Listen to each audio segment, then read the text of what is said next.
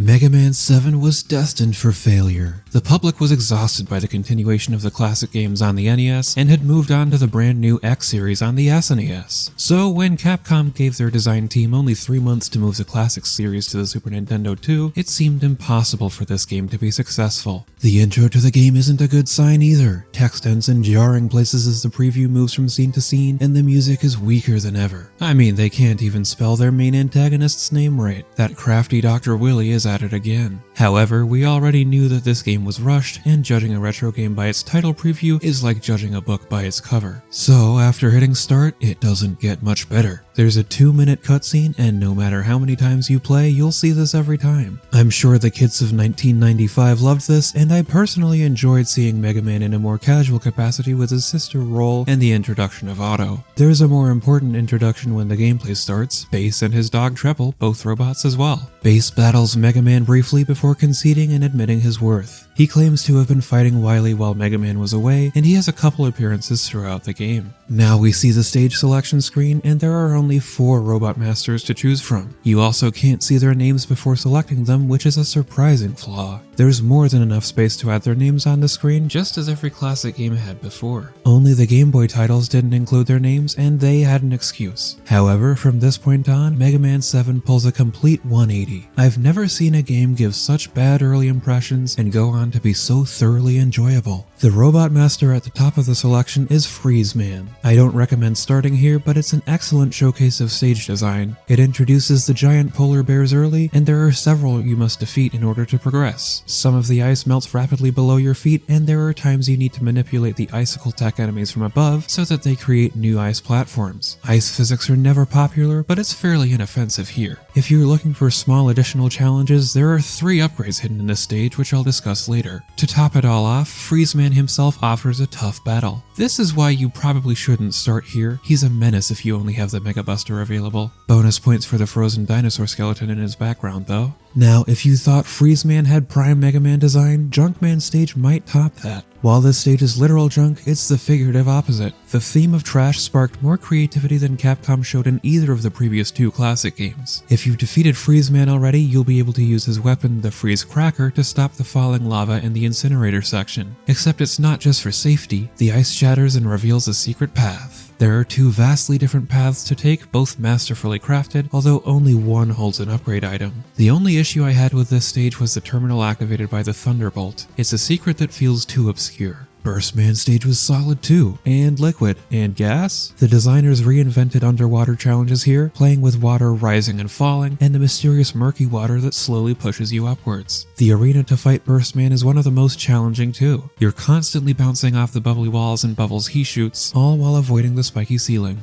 If you have to rush a game, this is clearly how to do it. Well, I guess this is outdated advice because nowadays it's better to delay a game until it's ready. However, it's obvious to me that Capcom put all of their efforts into the gameplay, ensuring the best experience for everyone. Now, in only 3 months, there's bound to be at least one forgotten stage, and it seems Cloudman didn't get the same attention as the others. It's one lazy challenge after another, with a large portion behind a messy rain filter. There are a lot of similarities to Airman stage from Mega Man 2, such as the clouds traveling in circles, except this one is slower and has almost no difficulty. Some platforms are only illuminated when Mega Man is nearby, which is an interesting concept, but not executed well in this instance. Not to pile on this stage, but it doesn't even have a good song, and emphasizes the strange choice of sound font for the game as a whole. Annoyingly, this may be the best place to start because Cloudman is easy to defeat even with a default Mega Buster. If you have his weakness, the Danger Wrap, it's easy to catch him in a loop and he won't damage you at all. The poor little Nimbus can't handle being encapsulated in a giant bubble. Speaking of weapons, Mega Man is always curious to learn more about them. When he defeats a Robot Master and receives their weapon, he visits his creator Dr. Light in his lab, and the pair engage in the classic improv game of yes and. These cutscenes are painfully slow, but at least we learn more about these weapons' importance. The weapon of obvious function deals damage, right?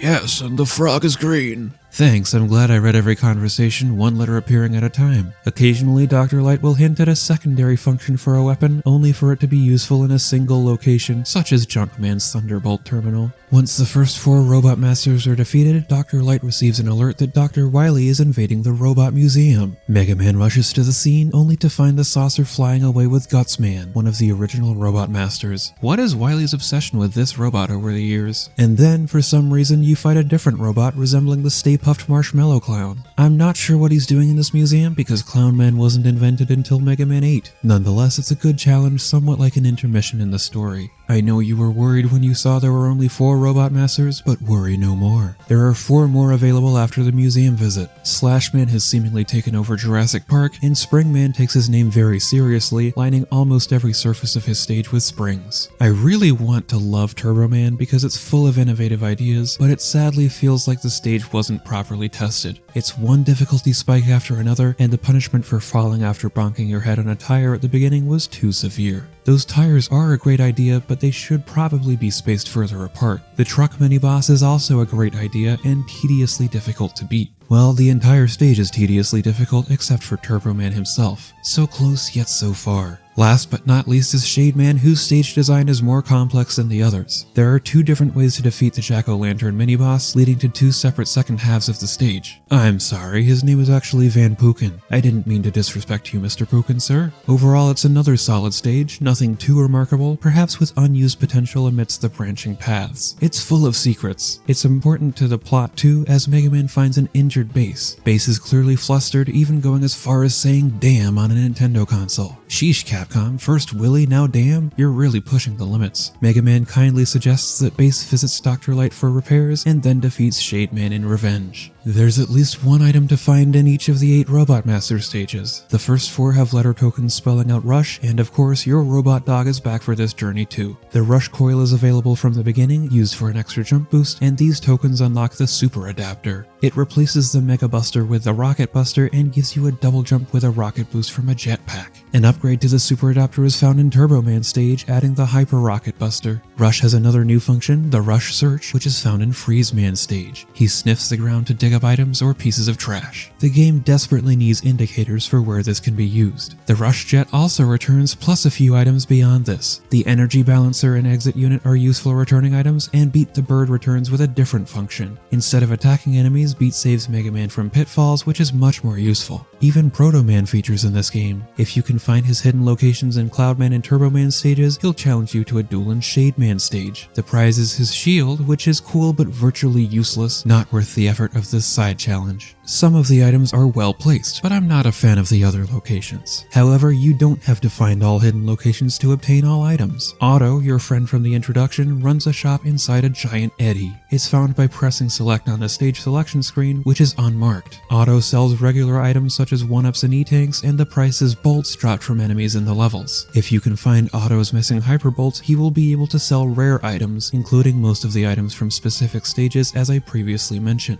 This is surprisingly the first time any console Mega Man game had a shop or equivalent. There weren't many new mechanics in Mega Man 7, but it combined mechanics from several other games and successfully made this adventure grander than ever. One thing that deters people from this game is how it controls. Not necessarily the buttons you press for various actions, just how it feels. It's significantly different from anything else in the series, and people complain that it's sluggish. I agree that it feels slow, and there's a reason for that. Mega Man's sprite is bigger than before, and Capcom needed to distinguish him with Mega Man X, an alternate robot for an alternate series. They did that by adding more shading, taking advantage of the Super Nintendo colors that the classic series never had. The problem is, the display size is the same as the NES, and to counteract this, he moves a little slower. This prevents you from blindly running into obstacles. I agree that it feels strange at first, and the jumps feel strange for reasons I don't quite understand. That being said, I was able to adapt quickly and enjoy the stellar level design presented in this game. I admittedly don't love the big sprites, but I don't find the graphics or movement to be a flaw. Well, I don't mean to alarm you, but you've been fooled. When the 8 robot masters are defeated, Mega Man returns to the lab only to find an injured Dr. Light. Base was working for Dr. Wily all along, and there's yet another fortress for Mega Man to tackle. No one's shocked by the Wily stages, although perhaps Base did fool a few. Regardless, the atmosphere built introducing the fortress is excellent. I have no major complaints about the final stages, which is an accomplishment by this series' standards. They expanded on ideas seen earlier, flexing further creativity, and capped off an impressive game despite the time constraints. The bosses here were either underwhelming or overwhelming. Base isn't particularly special at first, but then it turns out treble can be used as an adapter too, and Base becomes a menace. Hanyanet is a cool fight, forcing you to constantly run, but it's not immediately obvious how to damage him. Even then, it falls into the overwhelming category. The standout endgame boss is Gamerizer, a large turtle using mini-turtles to attack. It's incredibly satisfying to hit him with his weakness, the Danger Wrap. The weapon is undoubtedly one of the sillier and clunkier powers, but there's something special about perfectly timing it to trap a mini-turtle before it falls and explodes on the big turtle's head. Naturally, it all ends with Dr. Wily, who manages to be overwhelming and underwhelming at the same time. This fight could have used some more testing. The second phase lasts several minutes as the capsule teleports around the screen, and none of your weapons deal damage greater than 1 HP. I learned the patterns, which then made the fight underwhelming and dragged out the ending. At least I got satisfaction from dodging his crazy projectiles before he once again escaped after defeat.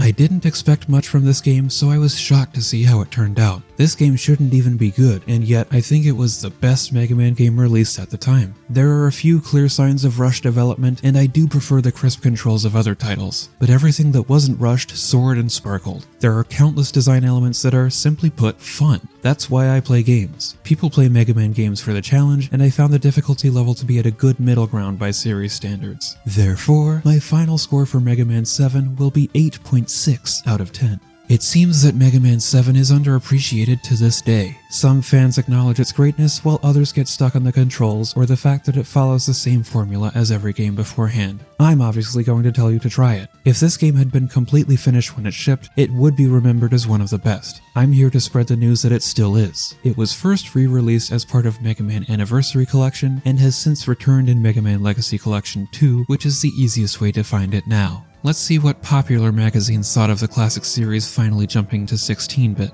Nintendo Power contained an 8-page preview with a layout of each stage. Their power rankings were not so kind, only totaling 13.7 out of 20. Electronic Gaming Monthly had been begging Capcom to jump to 16-bit for the last 3 classic games, and they finally got their wish, only to complain about it being more of the same. I suppose that's what happens in a platformer series with this many games. Their average score was 7.375 out of 10, helped out by an 8.5 from one reviewer who saw the true shine of the game.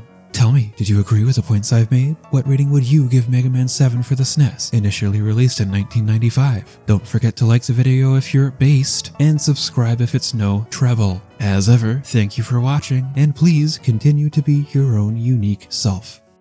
Yes, but remember to charge the coils to make them jump higher. Oh, I get it. Oh.